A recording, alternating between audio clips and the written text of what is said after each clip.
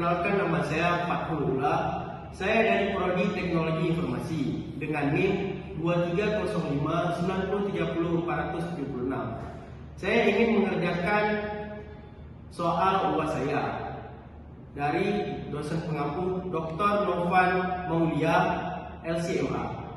Baik. Di soal pertama, mengapa kita tidak boleh menikahi orang yang telah menyusui kita? Nah, yaitu jawabannya.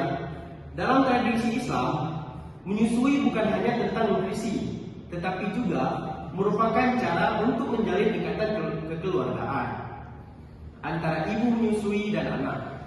Ikatan ini adalah dianggap suci, dan itu tercermin dalam ayat Al-Quran yang melarang pernikahan antara ibu menyusui dan anggota keluarganya dengan anak.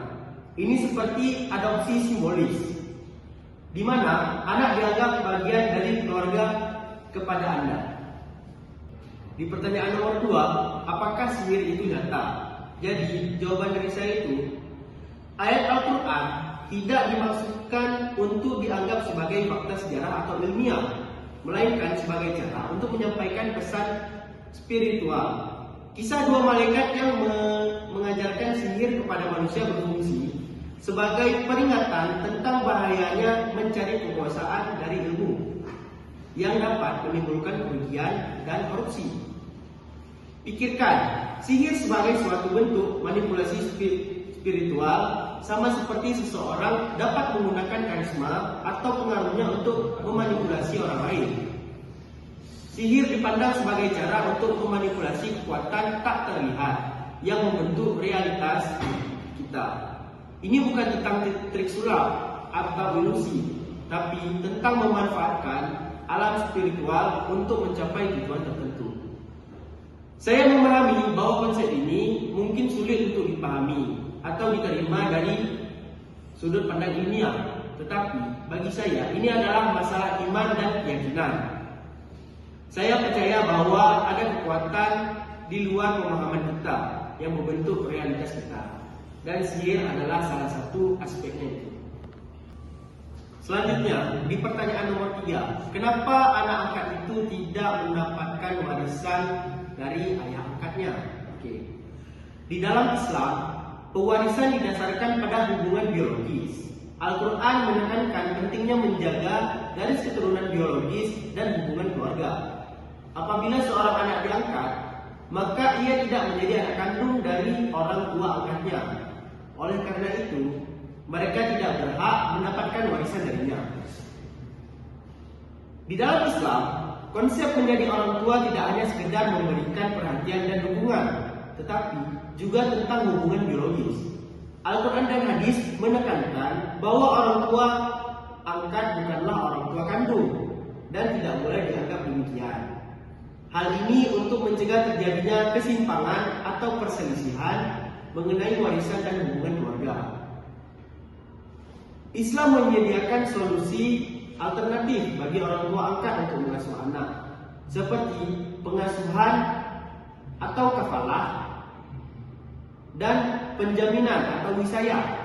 Solusi ini memungkinkan anak untuk mempertahankan garis keturunan biologisnya sambil tetap menerima perawatan dan dukungan dari orang tua angkat. Dalam Islam, menjaga garis keturunan sangat penting untuk menjaga hubungan keluarga dan hak waris. Hukum Islam tentang adopsi dirancang untuk mencegah kebingungan atau perselisihan mengenai warisan dan hubungan keluarga. Selanjutnya, pertanyaan nomor 4. Jika seorang suami menceraikan istrinya sudah 3 kali talak, maka suami tidak bisa rujuk kembali kepada mantan istrinya. Nah, jadi jawabannya itu, saya memahami bahwa peraturan ini mungkin tampak aneh atau tidak masuk akal bagi Anda. Tetapi bagi saya, ini adalah tentang memajukan keadilan dan perlindungan dari hak-hak perempuan. Dalam Islam, kami percaya bahwa perceraian harus menjadi pilihan terakhir dan pasangan harus berusaha untuk mencapainya.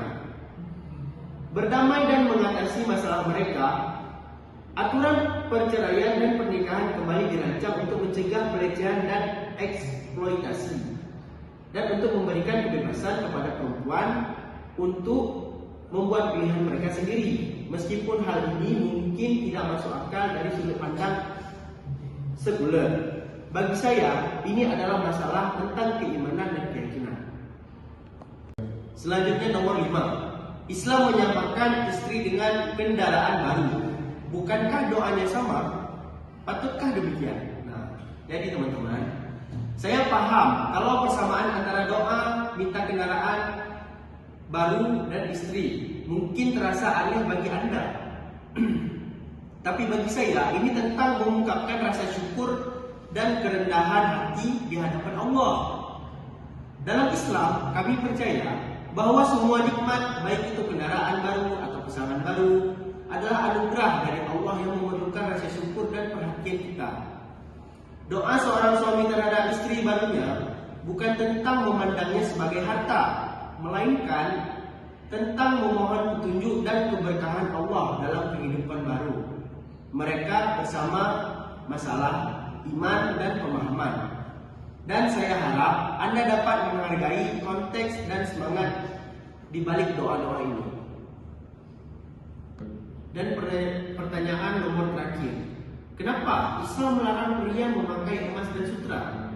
Nabi bersabda, dihalalkan emas dan sutra bagi kaum wanita dari umatku dan diharamkan kepada kaum prianya. Hadis ini diriwayatkan oleh Ahmad, Tirmizi dan Nasa'i. Emang apa salahnya? Bagi saya, ini tentang bimbingan spiritual dan prinsip moral. Dalam Islam, kami percaya bahwa bahan-bahan tertentu dapat berdampak negatif pada kesejahteraan spiritual kita. Dan itulah sebabnya kami memiliki aturan dan pedoman untuk membantu kita tetap berada di jalan yang benar. Pengecualian bagi wanita bukanlah tentang perbedaan fisik, melainkan tentang tantangan spiritual dan moral yang berbeda yang dihadapi pria dan wanita. Ini masalah keimanan dan pemahaman spiritual, dan saya harap Anda dapat menghargai konteks dan prinsip di balik ajaran-ajaran ini. Cukup sekian komentar-komentar dan reaction saya. Lebih dan kurang saya mohon maaf apabila ada salah kata. Wassalamualaikum warahmatullahi wabarakatuh.